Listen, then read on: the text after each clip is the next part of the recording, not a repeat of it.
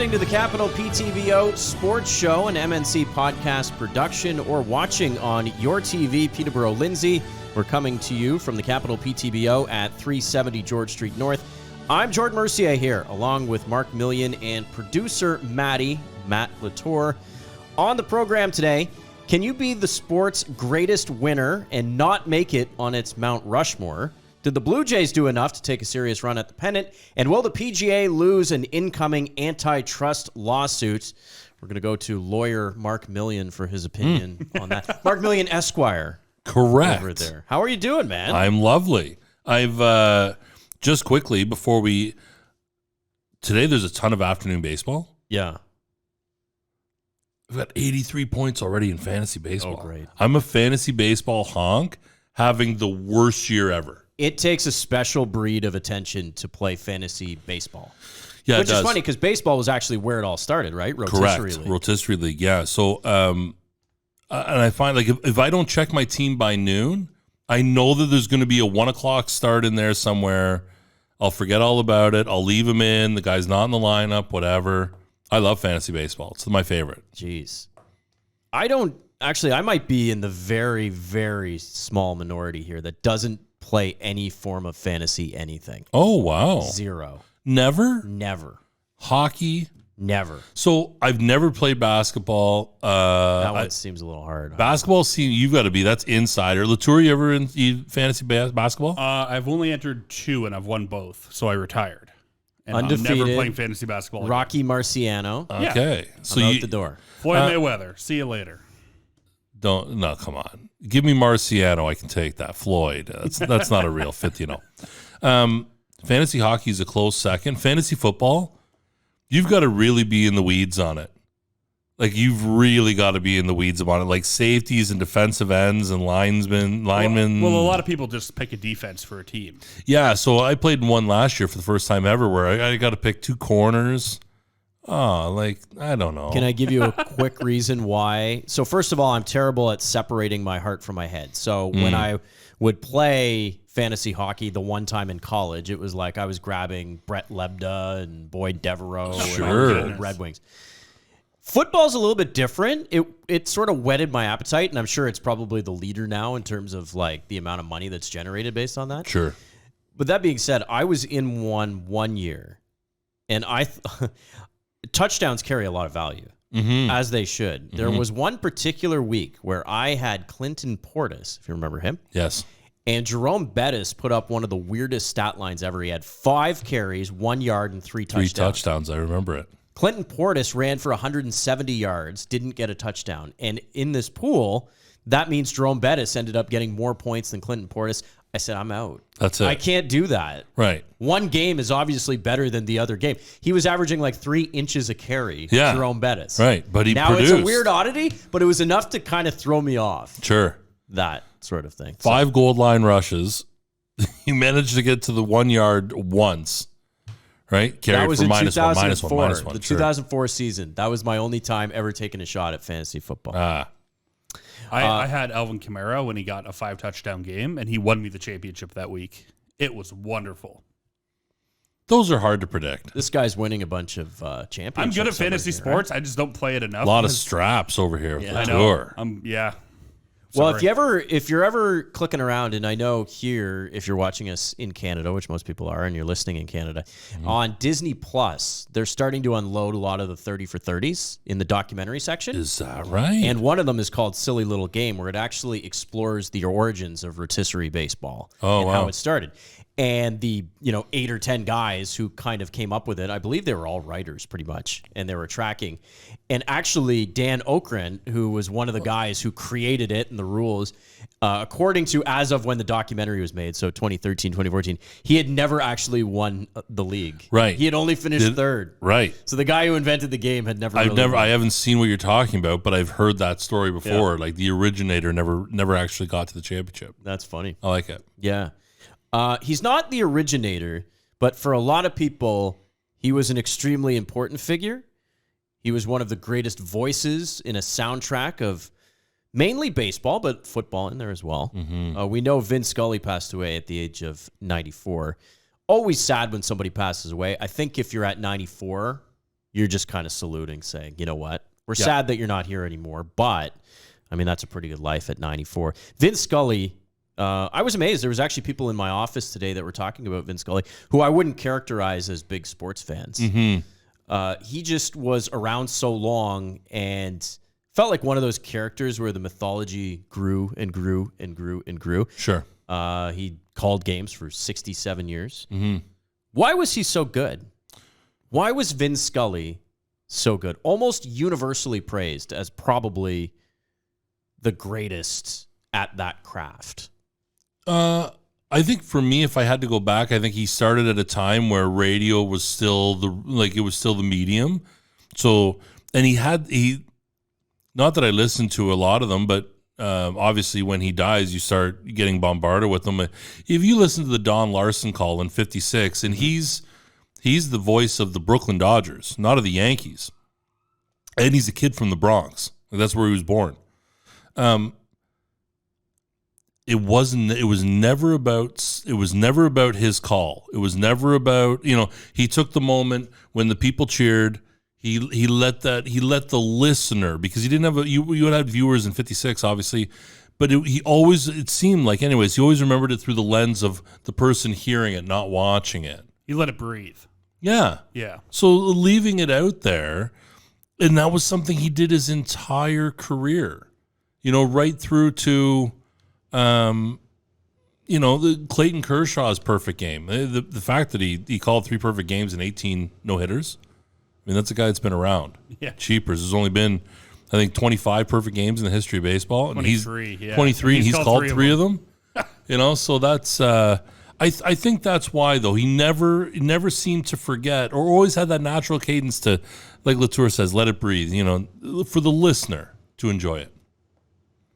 What do you think, Matt? Like, you probably didn't obviously see the apex of Vince Scully, but you were aware of his legend in the game. So I knew who Vince Scully was, and as somebody who did some sports broadcasting, like, he's one of those guys you just know about naturally. But I think Mark nailed it. He would let it breathe. I only ever got like the really old man Vince Scully in my time watching, like when the Dodgers make 3 straight errors, and all you hear is, "Are you kidding?" Yeah, you can tell he's just so upset with them. Sure.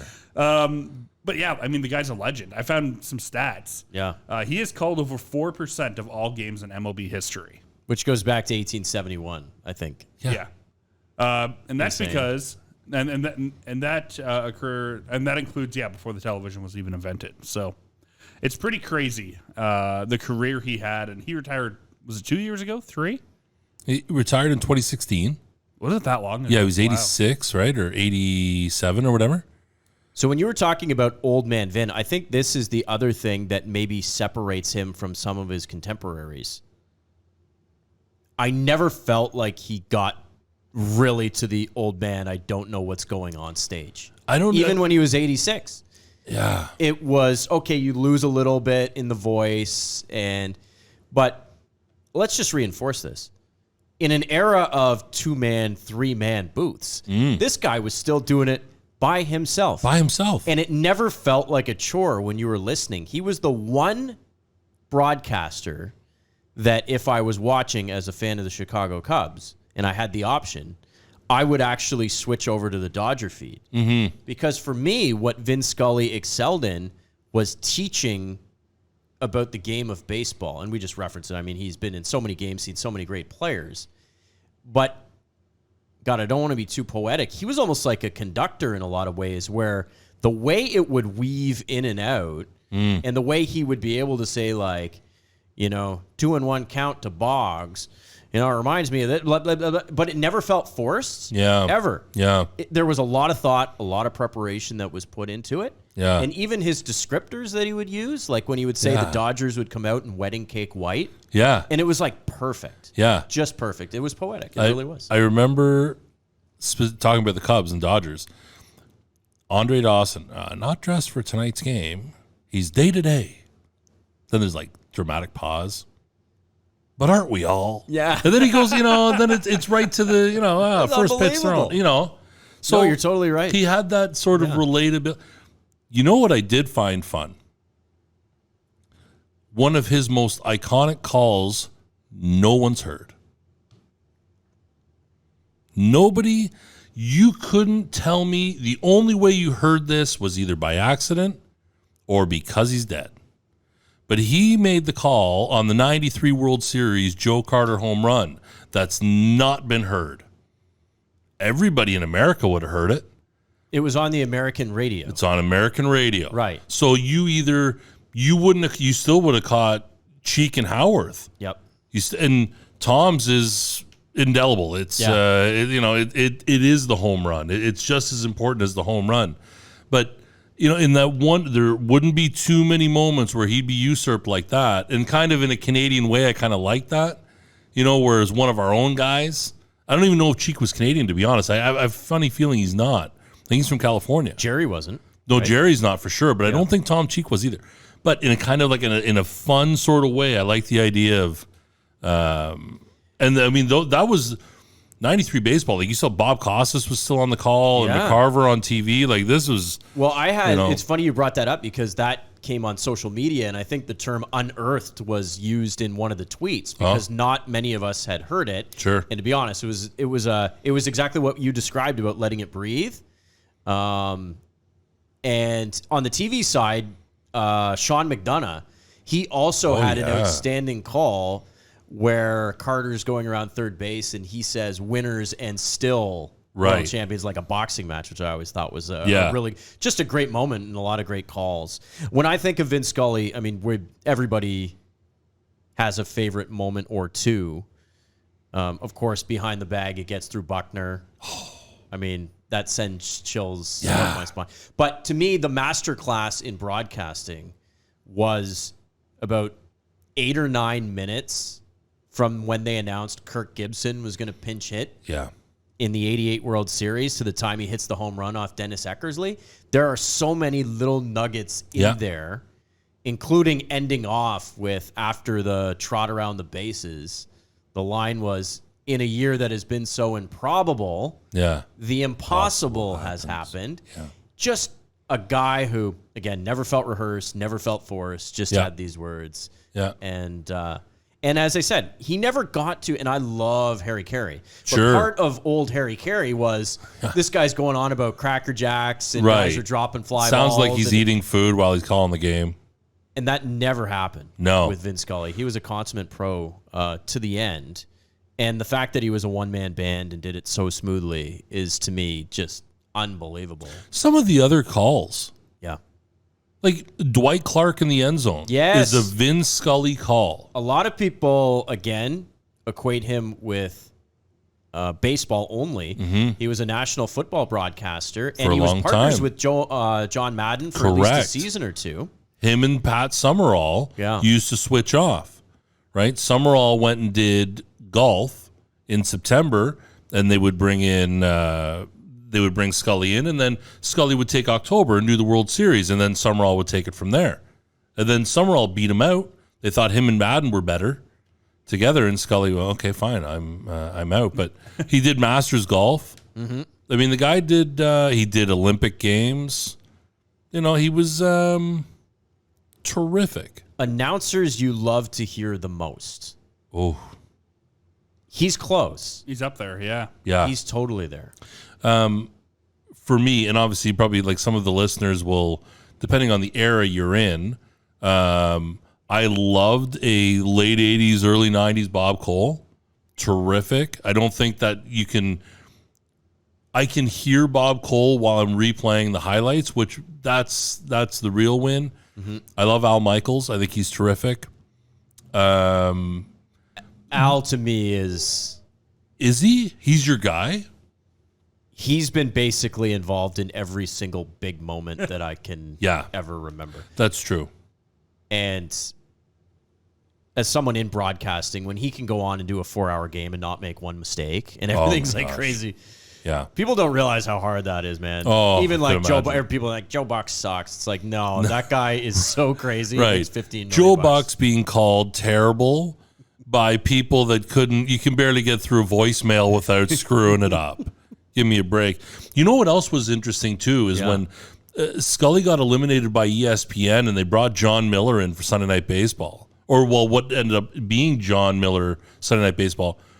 That to me also sounds like, Johnny Miller had that same sort of voice, same cadence, same sort of presence that made Sunday Night Baseball a property. John Miller and Joe Morgan. And Joe Morgan, absolutely, for a long time. I'm not sure that Sunday Night Baseball would have had the same, because Scully, not that he was overplayed by any means, certainly well appreciated, but Miller just gave it a different sort of tone that when you heard it, that you knew it was Sunday Night Baseball. It was a great, I loved it too. So I've got two things. One, as far as announcers go, Kevin Harlan is one of my favorites. Oh, yeah. I do like, Kevin Harlan's, the TNT is amazing. And I mean, and my favorite thing about Kevin Harlan is, do you remember that streaker on the field? Yeah, he lives up to those moments. He lives up to those moments. Whether there's a cat on the field. Yeah. A lot of announcers will just try to ignore it like it didn't happen. Kevin Harlan dives in. My favorite Vince Scully thing, this is from a couple years ago in 2018. The Dodgers are in the National League Championship Series, and Joe Buck wanted Scully to join him in the booth. And Scully said no. He said, this guy's been working all year. This crew's been working all year. I don't want to take their spotlight. I think the quote is... That's so crazy. I think his quote was, I've called enough of them. Something like that, yeah. The World Series, man. There's only one a year. You've only got a finite amount of time to watch them. You know who else in a vein that's very similar, and he's like one medium is Ian Eagle. Yeah. Very much the same, and he is specifically radio. You're getting him on syndicated radio up here if you're able ever to hear him. He's going to call the Super Bowl. He's going to call, the World Series or whatever on your syndicated when you guys used to have it on the radio station on Extra. Ian Eagle. He's not Al Michaels territory. Did Scully call the Bill Buckner error? Yeah. Okay, yeah. That's going to be my favorite call then. Mookie Wilson dribbles it down the line. Behind the bag, it gets through Buckner, and the Mets win it. Oh, my God. Here comes Knight. Cheapers. But honestly, go back and watch the Kirk Gibson sort of. And it's funny because, again, talk about good radio call, good TV call. Jack Buck, I think, was on. Correct. And he had a great call, too. Yes. That was just, master class. Go back and watch building that. Up theater. That's 6 minutes. Yeah. 5 minutes. Get the entire, Kirk coming out of the dugout. Look who's coming out, My one buddy, Noor, who likes to listen, he said, every major highlight I see of Eckersley, he's given up bad home runs. And so this guy won an MVP as a reliever, which to me, we need to litigate that sometime. I know. That's pretty crazy to think about. But, that wasn't one of his... Robbie Alomar lights him up. Yeah. Watch the swing on Gibson, though. It's legit, one arm. That's he comes through and then he's just got the one arm. Only at bat of the World Series, too, right? That's right. He never got back up. I feel like every gorgeous goal in the NHL is scored on Carey Price. It just feels like he's in a lot of highlight tapes for the right reason sometimes, but a lot of times for the wrong reason. Scully, what a beauty. There'll never be another one like him. Certainly not. Vince Scully dead at 94. Emails. We got a bunch to get through here. You've got mail. Oh, my God. I love that. I love the episode with Gabe Robinson last week. I cannot wait for part number 2. Andrew, we've got that in 2 parts. We covered everything you ever needed to know about playing high school football in the 1990s. And Peterborough high school parties. It was real deep in the dive. 90s. And we'll get to the point where he actually plays professional football at some point. We'll get there. I promise. Can we get an update on the home run derby, please? This is from Danny B. Hashtag Can O'Corn. If you remember him from the early Super Nintendo video games. Yeah, right. Ken Griffey Jr. was the only real player, and everyone else had fake names. Sure. Ken O'Corn was one of the bruisers. Yeah. Kent Colby and Hawk Harrelson on the call. Hawk Harrelson. Hey on. Can of corn, center field. You can put it on the board, yes. Yeah. Which hopefully we would hear a few of those calls, the Capital PTBO Home Run Derby. Admittedly, we're kind of in the dog days of summer, so out of the gate, we got out really hot. We've had a lot of people that have mentioned it, that they want to play, so there is a $25 cost to playing in. That covers the cost of the field and the cost of the insurance, and then we wanted to be able to give a nice little tidy sum to the sports organization, the youth sports organization that we're going to help. We don't want to say who, and people keep like, who is it going to be? Well, if we don't get the insurance, you're not going to worry about it. The event's not going to happen. It's not going to happen. It's just, that's the landscape today, and that's what the requirement is from the city. So That's why we haven't said anything as to who it'll be, but it's not going to the Human Fund. It's not going to the Capital PTBO. It's going to go to an organization here in town that helps kids play sports. And just like everything that happens here, like whenever we put an event out in the world, like NCAA tournaments, and oh my God, the park's too small. It's never going to hold me. Like, okay, settle down, McGuire. I've said that multiple times. So many guys, and I like it. I kind of like that hyperbole. I like that sort of, the park can't hold me type bit, because it's much sweeter when the guy goes 2 for 10 and he's not going to make the. There's an the equalizer built into the format where you're getting 10 pitches, not necessarily 10 outs. Correct. So you need to make every single one count. So logistically, and we have an event page on Facebook and Instagram and these sorts of things, but we'll lay it out here too. You get 10 pitches. If you swing the bat, it's a pitch. Whether you're out or it gets out, it's a pitch. So you put all 10 over the fence, you get 10. You can't score more than 10 home runs in a round. There's only 10 pitches. If you take a pitch, it does not count. Even if it was a strike, even if it was right down the middle, doesn't matter. If you're not feeling it, you don't swing for it. So, and the other thing is bringing your own pitcher will now allow you to avoid any sort of, you're not feeding me the right ones or whatever. Yeah. Like, so, and it's softballs, and we'll provide the bats, and they will be aluminum. There'll be no wooden bats. There'll be no plugged in bats. There'll be no corked bats, and everybody will hit the same balls. And we hope to have 2 surprises. Wow. Which will be fun.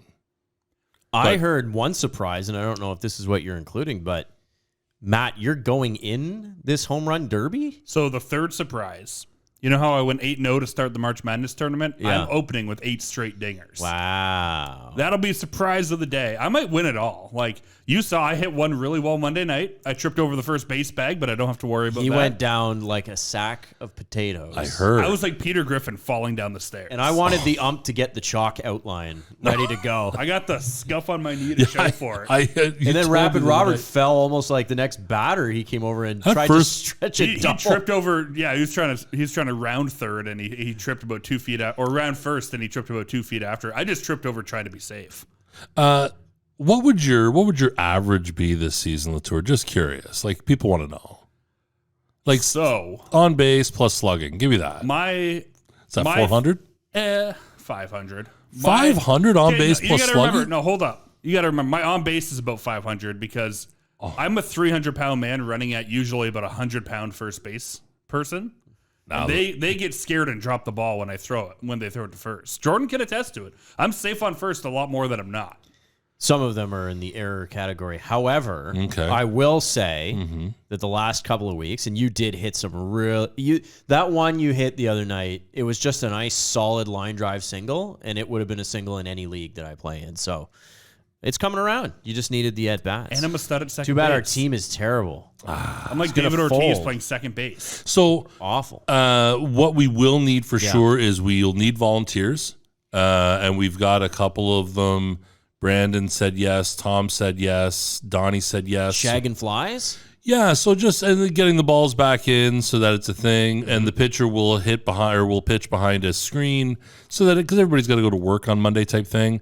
And we're hoping to have a food vendor, which we already have under contract, and we're hoping to have merchandise sales or the ability to sell that there. Whether we'll sell Capital PTBO stuff, I don't know. It sounds kind of self-serving. I'm not really big on it, but we're hoping to make it a little bit of a day and a popcorn machine. I'm okay with it. Oh, popcorn machine. Get your popcorn ready, baby. I like that. You making hot dogs?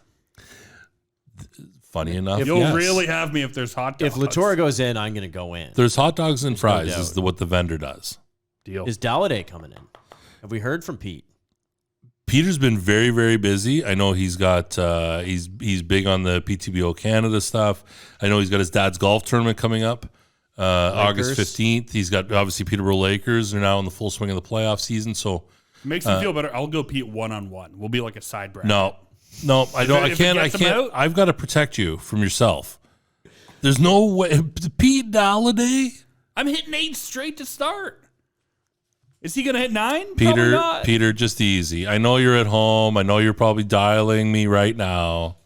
Just easy, big fella. I'll Laying put him down the back in his challenge. cage. Laying down the challenge. Last email here, and Mark, you can just shut off your microphones for this one. For Jordan and Matt, I need your guys' perspective on two things: Vince McMahon and Ric Flair. Oh boy. Yeah, I mean, do we have done a do we live have show. an hour left in the show? Nah, no kidding. Yeah, just Like, mute no, Mark that's here. enough. That's enough. Mark is muted. Big Thank Country you. Reeves. You take it easy. So the Vince stuff is really complicated because of the way he went out, I think. He's a billionaire who had a bunch of side affairs, Paid a bunch of and money, paid which we found women out to be company money. company money. Like 14 women have million? sex with him. Can't do like this is something where if the WWE was not a publicly traded company, he could like dig his heels in, but that's not the case anymore. Yeah. So it's kind of like Vince. It's time to go. So yeah, he retires. Yeah. He's forced retirement. After he apparently- retired about as well as Don Cherry retired. Obviously much different circumstances, but yeah, it was ugly all the way down because he's a guy that I think what he's done with pro wrestling, like you can argue it's not a thing right now if not for Vince McMahon. I would definitely argue that. Certainly not on the scale. He No, was the not one at with all. the national vision, and then it became a global vision. Exactly. Also, I mean, regardless of how this has ended, like Vince McMahon from 98 to like 02 is among my favorite television characters ever. all-time great villain on TV. I think Great you can, villain. for me, because of like all this stuff that's gone down with the allegations, I celebrate what he created as a product more than I celebrate him. I think I was going to be like that no matter what. Because Yeah. even before the allegations, I mean, this is a guy who has taken a lot of heat over the environment that was created that basically, if you were a wrestler and encouraged performance-enhancing substances, it created a culture of alcoholism and drugs because they're working 320 nights a year with no off days and all that. So Vince has always been anti-union. Like, they're not even technically employees. They're self-contractors. Yeah. And there's all that sort of sticky stuff. Vince was somebody who was, a polarizing character before these allegations even kind of came out. But I agree with you. Like, And you can mention he's like still the important. the plane ride from hell in there too. Like there's a whole Plane Dark Ride Side of the from Ring Hell. episode, which is a great segue into Ric Flair because he's kind of the centerpiece of that episode. And I have a theory this last match. So, Mark, if you didn't know, Ric Flair had his last match ever. He's 73. Oh, He did it with a secondary promotion that was put together by his son-in-law, and his partner was his son-in-law, and he was against Double J Jeff Jarrett. Double J Jeff Jarrett. And Jay Lethal, who he had pretty good. JARRETT. Oh, yeah, trust me. I remember that. And Jay Lethal, who he had a good Yes. feud with in TNA. Yes. And he partnered with his son-in-law. I watched everything on that card but the main event because I didn't want to watch Ric Flair die on pay-per-view. It was like- tough for him getting around the ring. Was And- it? Yeah, yeah, sure. I no will He kidding. can never barely chop anymore. I heard Sure. Jeff Jarrett looks great. Yeah, he can still go. He's Well- probably 55. He is 55, yeah. Well, isn't Double J Jeff Jarrett? He's like a big time yoga. Like he's a yogi. He's a well-fit guy. Yeah, Like he's DDP started all the yoga. Oh, and he made no. an appearance too. On the maybe pay-per-view. that's who I'm thinking but of Jeff as Jarrett Diamond does Dallas it. Page. Yeah, but no, it's I refuse to watch that match. His last match in my mind is the WrestleMania match with Shawn Michaels like 12 years ago. When he retired the first time, and he's retired 3 times since. It's hard to imagine you guys didn't even videotape that whole segment of riveting WWE talk. But did we? That's enough wrestling. That's enough wrestling. Yeah. I right. still don't know. I'll cue it up later. Thank you. Do you want to do fair or foul? Let's do it. Okay, now to be fair. To be fair. Foul! All right. Fair or foul? We talked about Vince Scully passing away. What about Bill Russell passing away at the age of 88? A huge figure, not just in the sporting landscape, but obviously cultural and what he was able to speak in favor of during the Civil Rights Movement. Fair or foul? Bill Russell is the greatest winner in basketball history, but not on the Mount Rushmore of players. Fair or foul? For me, I think that's fair. I think his 11 championships in 13 seasons, his 2 as the player coach, his 12 All-Stars, very meaningful. His stance on civil rights is more meaningful, I think, in the grand scheme of things. But I think if you take it to on the level that he came in at a time where there wasn't a lot of guys that were 6'10", he had an unbelievable way of being able to block the basketball and score, and hyper competitive. I can get behind that. I'm not sure if Russell gets on the second Rushmore. Maybe the Rushmore of centers or innovators, maybe. But I say it's fair. It's hard to put a guy on the Rushmore when he averaged 15 points per game. He might be the greatest, you said, winning basketball player of all time. Maybe like winning American athlete, because he won a gold medal at the Olympics. Yep. Yep. He won 2 NCAA championships. Yep. But yeah, I don't like. He played. He doesn't sniff the Mount Rushmore. Did you see for this me. stat? He played 21 winner go home games. Yeah. So whether it's in the Olympics or the March Madness or Game 7s, and he was 21-0. Right. 10-0 in Game 7s. I think eventually, and I think 11 of 12 in the final. They lost to St. Louis. St. in Louis. 58, which I believe he was hurt in Game 3 and didn't play the rest of the series. 2 championships as a coach too. Player coach. Yep. He was doing the coach Reg Dunlop. in an environment that they didn't like him. No. He was welcome, but they didn't like him. Yes. I mean, he didn't go to his own retirement ceremony of the jersey. He didn't go to his Naismith Hall of Fame induction. If people broke into his house. Say what you want. I don't know because I've only been there and I've never heard whatever, and I'm not a black athlete in Boston. LeBron James caught some flack recently for coming out and saying they were racist still. Yeah. Imagine what it was in 1959. Ask PK Subban how he likes playing in Boston. Yeah.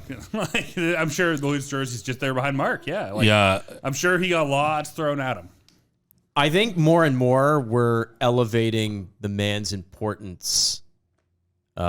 If you want to say a Mount Rushmore of NBA characters or personalities or whatever, or, important pieces, he could be on that. I can't get lost in he's better than Wilt Chamberlain because his team beat him all the time. I just think Wilt, eventually numbers matter, right? Yeah. When it's really you're splitting hairs among the great players. Yeah. I also get a real kick out of their rebounding numbers, both of them. Over 22 rebounds a game for their entire career. 22 average. What about Wilt Insane. coming out and saying, I'd rather have his career than mine? That's pretty crazy. Yeah, and I think, he didn't experience a ton of winning either, Wilt. And in fact, he got beat by Russell when he joined the Lakers, when Wilt and Jerry West and Elgin Baylor got beat by the Celtics. But I don't know. I think for Wilt, that's a heck of a thing. Would you rather have Wilt's career on the court or off? Easy Probably now. off. Oh, guaranteed off. 100%. What do you mean probably? 200 times over. Jeepers. Fair or foul, the Jays whiffed at the Major League Baseball trade deadline. I think they missed an opportunity to upgrade in a few different areas, tried some things late. I'd never got too wrapped up in the Juan Soto thing because I just didn't think it was realistic. It seemed like a pipe dream. Yeah. I didn't get wrapped up in the Ohtani thing because I thought he was too good to be traded. Ohtani, I thought Ohtani was a little more realistic than Soto. Really? Yeah. Just because it seemed like it was more likely to happen than Soto, because Soto's younger, right? You've got to put a package together, though, for a Cy Young winner and an MVP candidate with Ohtani. Yeah, that's true. Getting to the question, I think it's foul. I don't think there was a massive piece out there that was going to be something that the Jays were going to be able to pursue anyways. Getting Mitch White from the Dodgers, obviously there's not big plans for Mitch in L.A. Because they're a team that's going to win the World Series or going to contest. Getting Anthony Bass back, okay, great. The guy's got a sub-3 ERA on a Marlins team that sucks. Getting the Canadian kid Zach Pop, but where could we make if you had to get a number one starter, you weren't going to get him for Rymel Tapia anyways. Nope. You're not going to give up Gurriel. You're not going to give up Teoscar. Maybe. Too many years on Bichette to go. Too many years on Vlad to go. I think if the Jays aren't 12-2 since the All-Star break, this trade deadline looks a lot different. Sure. But I think because they're so hot, they've realized, hey, we can finally get this thing to work. You're never going to catch the Yankees. That's the problem. No matter who you add, you're not catching the New York Yankees this season. Mark my words, Yankees don't make the World Series. Oh. They don't. They don't have it on the mound. They pull a 2001 Seattle Mariners and just get out in the championship round. Is Aaron Judge? Aaron Judge may mash 68 home runs this year. What is he at now? I saw 41 the other day. He's got so Still. he's on Bonds' pace. He's still at the I think in the game 104. He's got 43 now. Yeah, Bonds had 45. Judge has 43. In a historical context, Mashers don't win World Series. Just remember I said that. Nestor Cortez is not... Mashers don't win the World Series like Roger Maris in 1961 or Babe Ruth in 1927? Now you're saying they won't win the World Series or they won't make the World Series? They won't make the World Series. I like it. The Yankees don't have enough studs in the barn to go 7. What if they just don't have to go 7? Well, they might get out in the opening round. What do you got to win? You got to win 3 in the opening round? A lot of rumors swirling, too, about Aaron Judge's future beyond this year. Sure. Because he's going to market. Sure. So, can I also say that a guy that size, that athletic, is going to hit home runs anywhere? There seems to be a lot of cheap right field jobbers last week or so. No, for Judge. Like literally pop fly. Sure, like, that's Yankee how Stadium. Does that get I saw out? Ben Revere hit a home run at Yankee Stadium. I'm pretty sure anybody can. Ben Revere. I read something where Anthony Rizzo hit statistically the shortest home run like in 30 years. Correct. It was Yeah. like 299 feet or something. Here's another hot take on Judge. He won't hit 500. He's way behind the pace. Gonna get banged up. No, I think he's at 205 home runs. He's 28 years old. The chances of him hitting 300 in the next 10 years is very slim. Flip it on me. The chances Albert Pujols gets to 700. I mean, this has to be it for him. Well, He is doesn't come back. I think he's 14 away. Yeah. That's I don't know. That's a big 2 months. I don't know how many he even has this year, but Right. How many guys hit 14 in the last 60 days of the season anyways? He's got 7 this year. No. Bonds, I think, holds the record, and he hit 28 in the final 65 days of a season. They should have just given us home runs like to Albert. Like, why not? Whatever he hit in the Derby, just add it to his total. I'll be get him such to a beauty. 700. He's the best. and no one's sure how old he is. Like he could be like 5 years older than he is. It would be rad if he was. If it comes out later, he's 47 Yeah, we think he's 42. and mashing. What about the Padres though? Like it seems like every time there's a big name to be added, the Padres get it. They're all in. Yeah. You know, Fernando's coming back from the wrist. You added Josh Bell. You added Soto. You added Josh Hader. I know that CJ Abrams is a tough one to lose. The kid behind the outfielder, James, what's his face? That's a tough kid to lose. You watch, he's going to be a stud. Still have Manny Machado. But still have Machado. Mackenzie Gore is probably going to be a nice player. San Diego is a very pitcher-friendly park, so I don't really put too much stats into, Hader will go there and be terrific. But, I mean, Mackenzie Gore won't exactly be lighting it up in Washington. Count on it. I've been waiting for a team to try and out-Dodgers the Dodgers. And at least the Padres, not what I expected, but at least they're trying to go and do that. Sure. What are the Padres? Appreciate that. 14 games out? I think they're Like the Dodgers They're far have out. They're they have making an a play for the insurmountable wild lead. card for sure. Yeah. 11 and a half back of the Dodgers. But what are they in the wild card though? In the wild card, then they must only be like 3. Google They're doesn't give me close. wild card standings. Give me a second. Well, they're right extremely there. close. Yeah. They'll be tough. They'll be a tough out in a short series. 100%. Fair or foul. Get a load of this. Phil Mickelson, Bryson DeChambeau, and a group of players who defected to Saudi-funded Live Golf filed an antitrust lawsuit on Wednesday against the PGA Tour. Do they really want to come back and play in the FedEx Cup? This is going to be an interesting case because I think the court will outline some of the rules for coming. So a lot of the issue is they immediately got suspended, right? Mm-hmm. And now they feel like, hey, wait a minute, the PGA Tour shouldn't be able to dictate where I'm going or where I'm playing or whatever. I don't know. I felt like the Live Golf kind of lost a little steam. Yeah. And people stopped caring. And then there was the Trump tournament, and that got everyone all fired. And then Greg Norman came out on Fox and said that Tiger Woods turned down $700 million to be a part of this tour. First off, can we rewind to Donald Trump without makeup? Because he looked about 95 there. Withered. Special color of Mandarin. A little withered. Also, San Diego's 3 games up in their wild card. Oh, right. 3 games up, right. The Live Golf thing, and take the metric of what Tiger is in today's golfing world. The guy's a spectacle. He's a threat of the Masters. Barely anywhere else. Yeah. He knows what tournaments and courses he plays well at and can get by at. That's a heck of a legacy play, let alone a heck of a play period to turn down 700 to 800 large to go and play with these dudes. Do you think he was sitting there going, I finally have goodwill after the adultery stuff.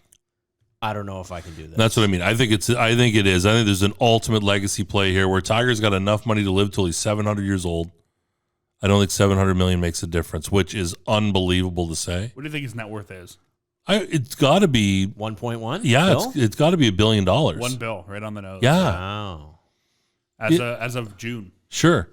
But at that point, I mean, what do your kids don't need for anything, You can almost double your net worth. But how will people, like, don't forget, he's not a fan favorite. He's a fan favorite, but he's not well liked. Mm-hmm. Like, people don't like him. Jesper Parnevik. Ask Jesper. He doesn't like him. That guy's done enough bad things and been forgiven for it. I think he gets forgiven for this too. I think he wins on this. In 10 years, Phil Mickelson, no one's going to remember he was in Live. They're going to laugh at Phil just chuckling away on Instagram. In line number 2, it will be he left the PGA Tour to go and play Live Golf. It will. They'll remember it because something bad is going to happen in that league, or politically something's going to happen and it's going to be a problem. If you don't think Tiger was liked generally, like Phil was worse. Like people did not like Phil. And then Phil kind of revitalized himself with the social media stuff and the match. And people were like, oh, this guy's kind of funny and charming. And then he pulls this move and it's a polarizing move. I mean, some people love it. Some people hate it, right? But yeah, I agree. Interesting. But anyone who can turn down $700 million, it is absolutely insane. Last but not least here, I'm going back to our baseball chat because I was a little bit out of order. But fair or foul, the Juan Soto trade is the biggest one since Miguel Cabrera to Detroit in 2007. This I had to go back and I thought, just based on the age, if you remember Cabrera at that point was, I think, 24 and had already had 3 30-homer, 100 RBI seasons, won a World Series in Florida. Right. It kind of made sense to me when I looked at it, where I thought, yeah, that was a big deal for a young player who was going to be the cornerstone of a team for a really long time. Yeah. Remember going the other way, Dontrell Willis? Dontrell Willis. Players, the D-Train. D-Train used to wear his hat sideways? Yeah.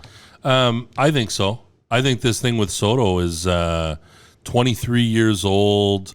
The kid's 22, or he's 23, or whatever he is. Can I just add to one for the longevity pit? Like, are the Expos just going to continue to expose? Like, is that a thing that just followed them, like, south of the border? I mean, they won a championship. Okay, but they fired Randy Johnson, nope. Larry Walker, nope. Not Dennis Martinez. Pedro Martinez, nope. Gary Carter, nope. Like, we've had all these studs. Then they go south of the border. Okay, they win, I guess. They keep Ryan Zimmerman, I guess. Now Soto. Just one of the, at least with the Padres, they're trying to change it. You had Freddie McGriff and you had, Kevin Brown and you had Roberto Alomar and Joe Carter and all these guys, Gary Templeton, all guys that were studs. Tony G? Well, G was the only guy that stuck around, Tony Gwynn.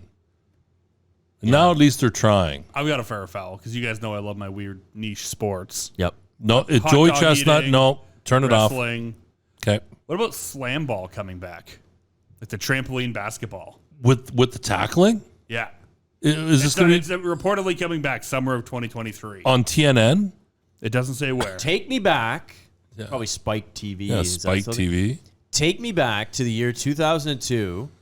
A young Jordan is in Hamilton for a baseball tournament.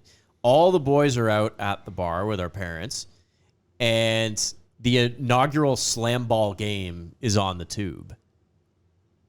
I thought it looked cool, but I would never follow it. Like, it's kind of like, what was it, Ice Cube, who had the 3-on-3 basketball league? Huge. The big 3. Successful, but it wasn't something that I was going to jump right into. No. I am all in on slam ball. I need it. One of the coaches the first time around, I think, right, was Coach Carter.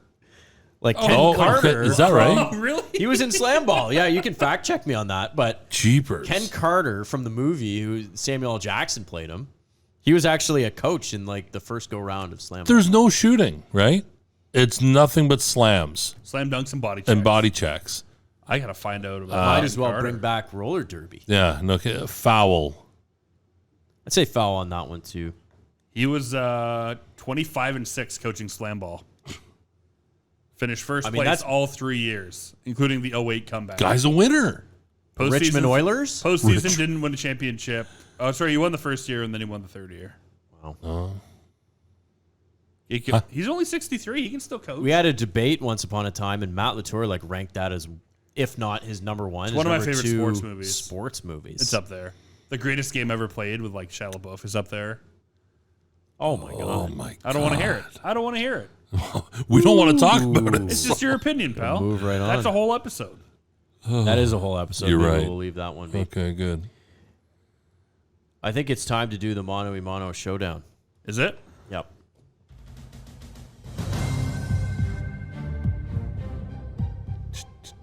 What's the category this week? I have no idea. I can't even like think about it in my Yeah, I head. hope it's something. Category. I was hoping it was something like MLB trade deadline or something. It would have been like, Samuel L. oh my Jackson god, movies. yeah.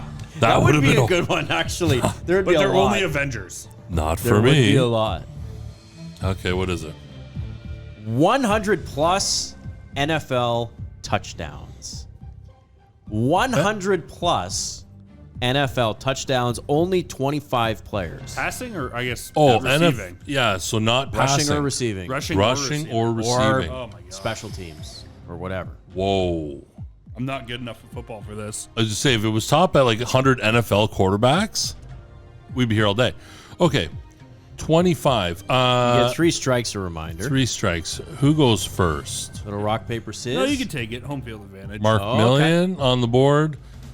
Give me Jerry Rice. Jerry Rice is absolutely number one by a mile. 208, the only one ever to reach 200 You said touchdowns. only 25 guys have done it? Yep. Randy Moss. Randy Moss, 4th overall, 157 touchdowns. Those are 2 heavyweights coming out. Emmett Smith. Emmitt Smith, 2nd all-time, 175 touchdowns, mainly with the Dallas Cowboys. Of course, later on, the Arizona Cardinals. Correct. That's where he finished. We're past the 3 guys I know. We're in Those are strike some- What do territory. we got to make up 10 more Haymakers. minutes for this episode? Give me a minute here.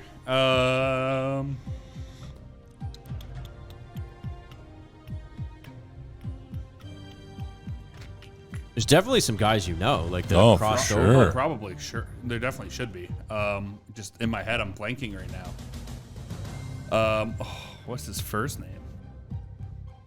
I'll take a last name. That's Jeopardy. Fitzgerald? Larry Fitzgerald. Is Larry on the list? He's old as dirt. He is absolutely as old as dirt. Let me find Larry. I'd be shocked if Larry wasn't on there. It doesn't look like Larry's on there. Oh, I got to look up Larry. One sec. Unless I'm missing. Oh no, yeah, I am boldly missing him. 121 touchdowns, 13th overall for Larry Fitzgerald. Absolutely. 17 years Okay. in the NFL. Walter Payton. Sweetness himself. You know he's going to be on this list. 12th all time, 125 touchdowns. Chicago Bears. See, I want to try some rushers, but like I don't know how often they actually get touchdowns. How many rushers are on the list? Can you tell us that? I think you've got a nice steady stream of running backs. Yeah. Adrian Peterson. Adrian Peterson, absolutely. 126 touchdowns, 10th all time. LaDainian Tomlinson. Damn it. TD machine, that guy. Yeah. Correct. 162 touchdowns. Single season record. I Single think, for season running record, back. 31. 3rd all time. Only 11 seasons for him, too. Yeah. Short. Short. Well, relatively speaking, yeah. Compared to some of these other guys. This guy might be too new. Christian McCaffrey. No, No. Yeah. that's a strike. McCaffrey's a tough that's a one. disgusting strike. There's a couple that I'm really on the fence on. I think it is. 30. Oh my god. Yeah. So He bad. only has 30 That touchdowns. is awful. Good yards from scrimmage guy. I'm gonna go off the board here. Yeah. John Riggins. The Diesel? Yeah. Rev up the Diesel. Yeah, John Riggins. Okay. Absolutely. 116 touchdowns. Again, long career, 14th all time. Christian McCaffrey. Oh no. Marshawn Lynch. Yeah. That's 2 strikes. Just missed 94 touchdowns for Christian McCaffrey. Or for Christian, yeah, right. Marshawn Lynch. Okay. Wow. See, and so I get, like, for me, I'm going through like quarterbacks that would have had sort of like that hallmark sort of receiver, but there's a lot of these guys like Brady never really had that hallmark guy, but there could be, I mean, Moss, but he wasn't there really that long. This might be a strike, but he played a long time. Marcus Allen? Absolutely. 145 touchdowns. Oh, wow. I wouldn't have Marcus guessed Allen, Marcus 6th Allen. all time. And remember, they used to move him to fullback when Bo Jackson would come over That's true. and sort of limited his carries. So who knows what his career would look. 145 for Marcus Allen. Of Wow. course, his brother Damon, famous quarterback with the CFL. Correct. Jim Brown? Jim Brown.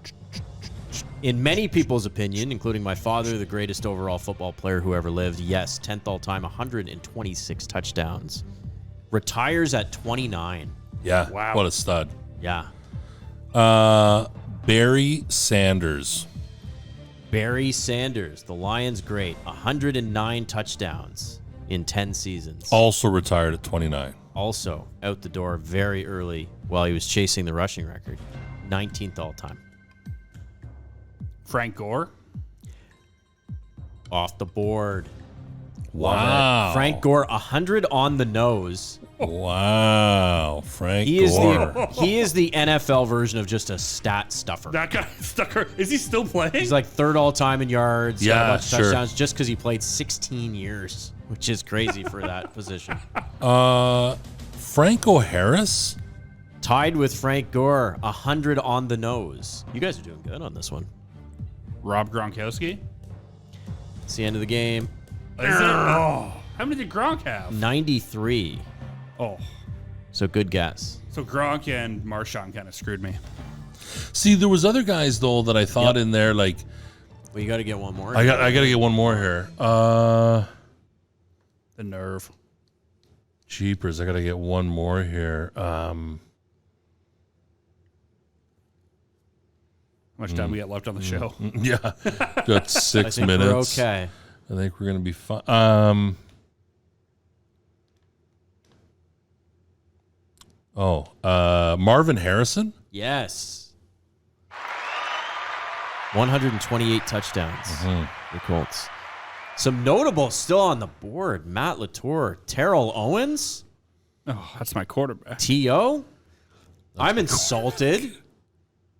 Marshall Falk, Yeah, Marshall Falk, yeah. 136. How Chris, many did we actually get?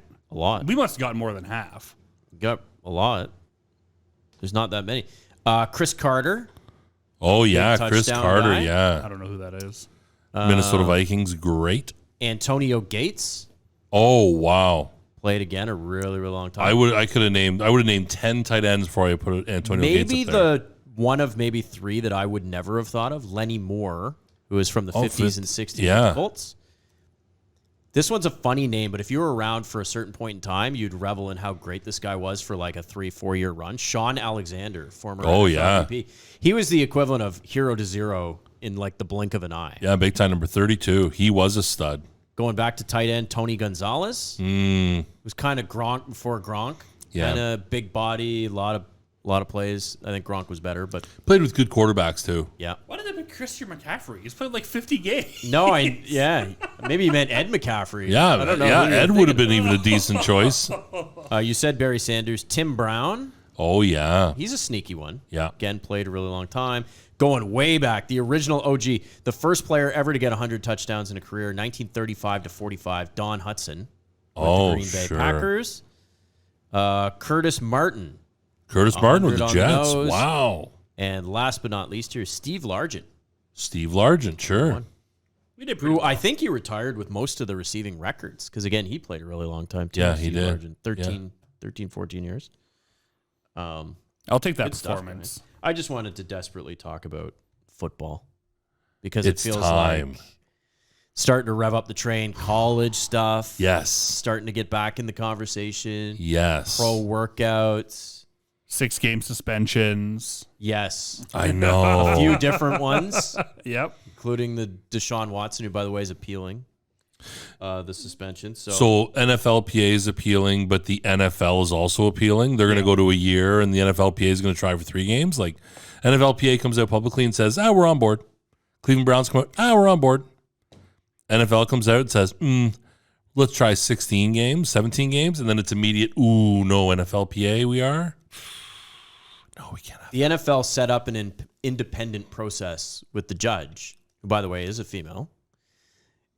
And they're going, like, to me, Goodell is in almost like a no-win situation. He always is. I don't think you can go out and overrule your independent, because the independent judge was set in because the NFL always gets it wrong. Always.